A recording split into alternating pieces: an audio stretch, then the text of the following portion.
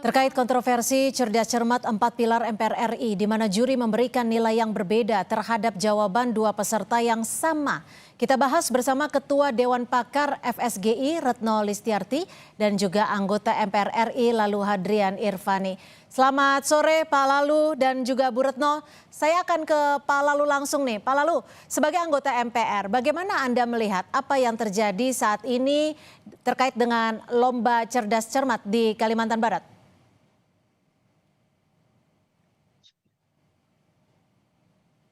Pak Lalu.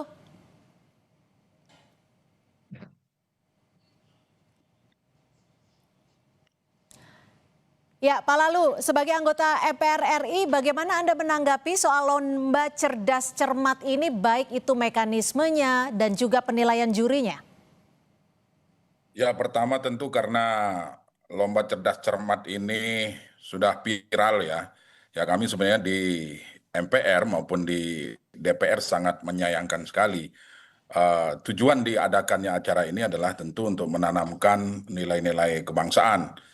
Kemudian mensosialisasikan 4 pilar yang merupakan pondasi kita dalam berbangsa dan bernegara. Kemudian apa yang kita lihat bersama bahwa dalam video tersebut juri tidak mendengarkan protes ataupun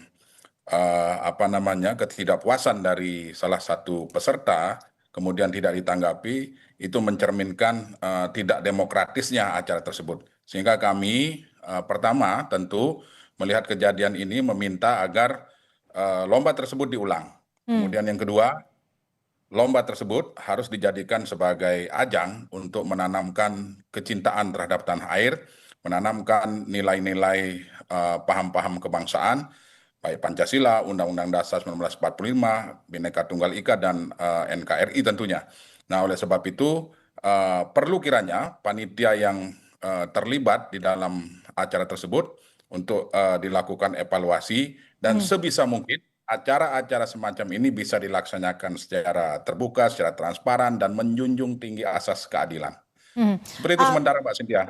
Oke, saya ke Bu Retno. Bu Retno, kalau memang kita lihat di sini salah satu peserta begitu kritis, bahkan ikut ataupun meminta agar penonton yang berada di lokasi mencoba untuk memberikan pendapatnya ulang, tapi ditolak oleh Dewan Juri. Apa yang bisa Anda baca di sini, Bu Retno? Iya, pertama ini ada arogansi ya. Jadi artinya ini kan sebenarnya kayak bola ya. Kalau misalnya ini tepat atau enggak sih gitu kan ada itu ulang ya. Iya. Kan teknologi udah maju gitu. Harusnya kan diulang aja, bener nggak protes itu gitu. Jadi kalau memang kata juri yang kedua bahwa artikulasi, bener nggak keliru, dan kata juri yang pertama bahwa dia tidak menyebut kata DPD, betul atau tidak gitu. Nah, memang ketika anak itu mengatakan penonton, apakah mendengar seperti yang saya ucapkan gitu ya, penonton itu sebagai saksi, ya mungkin penonton ada juga yang tidak mendengar secara jelas gitu, atau jelas dengar tapi karena itu kan panjang jawabnya gitu ya, sehingga tidak ngeh, itu bisa aja. Tapi kan sebenarnya teknologi dan banyak yang ngerekam. Jadi kan harusnya itu bisa diulang gitu ya. Itu untuk ke depan soal polemik. Yang kedua, ini kan tidak mempertimbangkan faktor psikologi anak ya.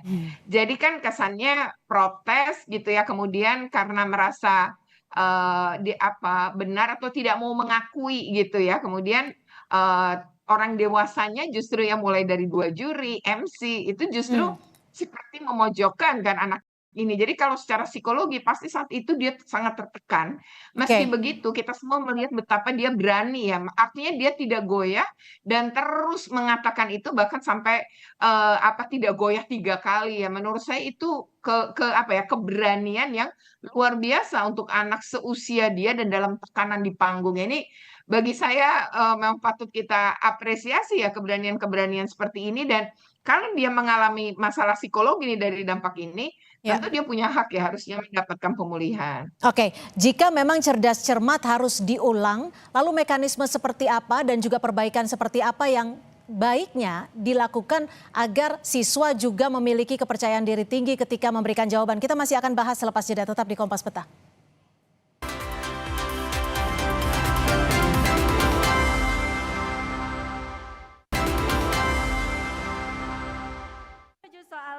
selanjutnya.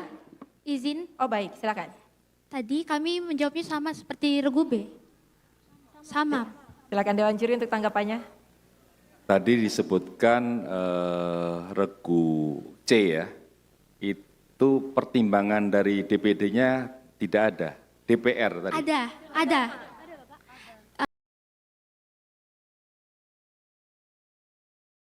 Ada.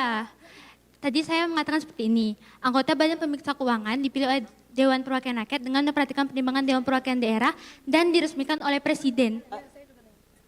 Jadi Dewan Juri tadi berpendapat nggak ada itu Dewan Perwakilan Daerah.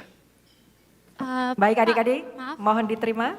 Mungkin Ya, yang masih menjadi sorotan terkait dengan kontroversi cerdas cermat 4 pilar MPR RI. Saya ke Pak Lalu. Pak Lalu, kalau kita dengarkan kembali apa yang terjadi di Kalimantan Barat ini, setidaknya siswi kritis ini dipatahkan oleh Dewan Juri setidaknya ada 3 kali.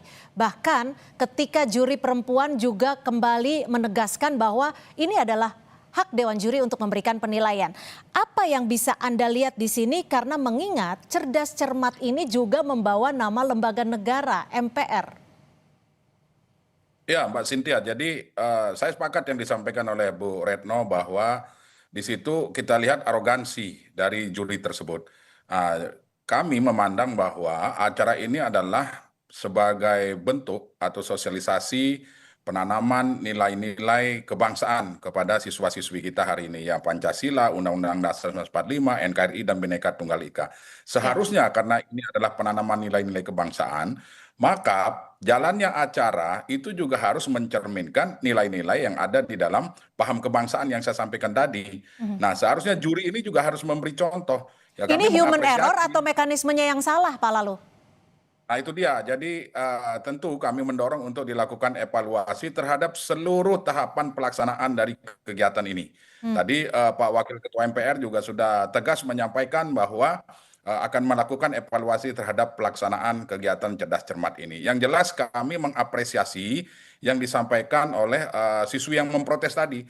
Itu bentuk keberanian, itu bentuk demokratisasi. Justru dari siswi inilah juri tersebut harus belajar bahwa demokrasi itu harus dijunjung. Nah, itu mencerminkan bahwa nilai-nilai kebangsaan yang disosialisasikan di acara tersebut sebenarnya siswa-siswi kita itu sudah memahami. Nah, itulah sebabnya mereka mengeluarkan pendapat ketika apa yang disampaikan itu adalah kebenaran, kemudian disanggah oleh Dewan Juri, kemudian di dalam perdebatan tadi di satu pihak Dewan Juri tidak mengalah dan tetap bersikukuh dengan pendapatnya, ya di situ terjadi proses demokrasi itu tadi. Nah, sebenarnya bagus. Nah, tinggal sekarang bagaimana tujuan dari acara ini yaitu penanaman nilai-nilai kebangsaan di usia sekolah anak-anak kita, siswa-siswi kita yang menjadi peserta, tentu benar-benar harus berjalan sesuai dengan nilai-nilai yang diajarkan di dalam paham kami tangkap. kebangsaan. Saya ke Bu Retno. Bu Retno, ini sebenarnya bukan hanya masyarakat tapi juga siswa peserta cerdas cermat yang dipertontonkan atas ketidakadilan. Selain pendapatnya tidak bisa dikatakan dipatahkan ataupun tidak didengar, tapi di satu sisi peristiwa ini terjadi di acara pendidikan. Apa yang bisa menjadi pembelajaran di sini ketika ketidakadilan itu baru bisa adil saat viral? Iya, yang pertama harusnya ya keadilan tidak harus viral ya, apalagi kan ini mereka ini kan seleksi daerah ya. Jadi ini adalah lomba berjenjang. Jadi mereka punya tuh mulai dari level kecamatan, kota, kemudian sampai provinsi, lalu nanti nasional. Jadi yang juara-juara satu di daerah-daerah ini yang kemudian akan ke Jakarta. Nanti kan akan final menjelang 1 Juni ini kan ya, Hari Kesaktian Pancasila kan sebenarnya itu. Nah, ini bukan lomba yang pertama, ini sebenarnya udah beberapa kali gitu. Nah, barangkali sebelumnya juga ada kasus-kasus yang mungkin tidak persis sama lah ya, tapi ada mungkin melukai rasa keadilan peserta. Tapi kemudian atas nama Dewan Juri nggak boleh diganggu gugat gitu ya, kadang-kadang itu menjadi sebuah senjata gitu. Padahal kan ini bukan soal gugat, kita manusia bisa salah gitu. Nah, yang kedua ya menurut saya adalah ini kayak tadi ya, waktu Pak Lalu bilang bahwa diulang, menurut saya tinggal gini aja, apakah kemenangan dari yang menjadi juara pertama akan mewakili Provinsi Kalimantan Barat ini, apakah dia itu menang gara-gara tadi kekeliruan dari Dewan Juri. Kalau memang benar itu, kalaupun diulang, sebaiknya tidak semua regu, tetapi hanya dua antara yang C ini, yang anaknya memprotes, ya SMA Ya. Negeri 1 Pontianak, kan, yang dinyatakan menang atau diuntungkan menang karena kesalahan Dewan Juri. Jadi Oke, menurut saya tapi kalau sebelum kita ke sana, Bu Retno, saran Anda sebaiknya mekanisme terkait keberatan dari sistem cerdas cermat ini baiknya seperti apa, Bu Retno? ya itu harusnya ada dalam tata tertib ya. Jadi sebenarnya di setiap lomba itu selalu ada gitu. Jadi cerdas cermat ini juga termasuk harusnya ketika keberatan apa yang harus dilakukan. Jadi bukan kemudian tidak mau mendengarkan saran dari orang yang dirugikan gitu. Nggak ada salahnya kan membuka, melihat gitu. Jadi mekanisme ini sebenarnya harusnya ada, tapi mungkin tidak diatur secara rinci ya, sehingga selalu pakai atas nama Dewan Juri nggak boleh diganggu gugat. Ini kan lomba terbuka, maksudnya terbuka gini.